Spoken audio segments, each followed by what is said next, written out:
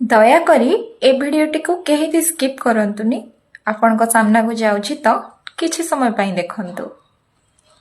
ମୋତେ ବି ଭିଡ଼ିଓ ବନେଇବାକୁ ଭଲ ଲାଗେ, ହେଲେ ମୋତେ ଏଡ଼ିଟିଂ ଆସେନି।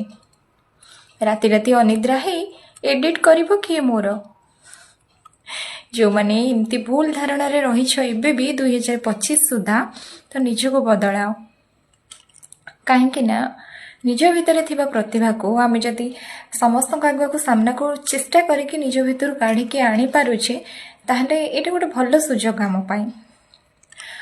ଆଉ ଦ୍ୱିତୀୟରେ ରହୁଛି ଆପଣମାନଙ୍କୁ ଗୋଟେ ଛୋଟିଆ ରିକ୍ୱେଷ୍ଟ, ଆପଣମାନେ ସବୁବେଳେ ମିଲିୟନ ଭ୍ୟୁ ଯେଉଁଠିକି ଯାଉଛି, ଯେଉଁଠି ଲକ୍ଷ ଲକ୍ଷ ଲାଇକ୍ ମିଳୁଛି, ଯେଉଁ କ୍ରିଏଟରମାନଙ୍କୁ ସବୁବେଳେ ତାଙ୍କ ଭିଡ଼ିଓ ଦେଖୁଛନ୍ତି, କେବେ ହେଲେ ବି ଛୋଟ ଛୋଟ କ୍ରିଏଟରମାନଙ୍କ ଭିଡ଼ିଓ ଦେଖୁନାହାନ୍ତି, ଯାହାକି ନିହାତି ସେମାନଙ୍କୁ ଦରକାର ଆପଣଙ୍କର ଗୋଟେ ଛୋଟ ଭ୍ୟୁ, ଛୋଟିଆ ଲାଇକ୍, ଛୋଟିଆ କମେଣ୍ଟ ନା ବହୁତ ସପୋର୍ଟ ତାଙ୍କୁ କରେ, ତାଙ୍କୁ ସେଇ ବଡ଼ କ୍ରିଏଟର ବନେଇବାକୁ ସାହାଯ୍ୟ କରେ।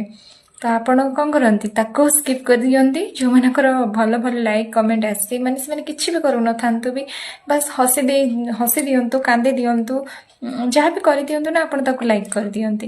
କିନ୍ତୁ ଛୋଟ ଛୋଟ କ୍ରିଏଟର ଯେଉଁମାନେ ତାଙ୍କର ଭଲ ପ୍ରତିଭା ଥାଏ, ତାଙ୍କ ଭିଡ଼ିଓକୁ ଆପଣ ସ୍କିପ୍ କରିନିଅନ୍ତି। ଦୟାକରି ଏମିତି କରନ୍ତୁନି ଆଜିଠୁ। ଜୟ ଜଗନ୍ନାଥ।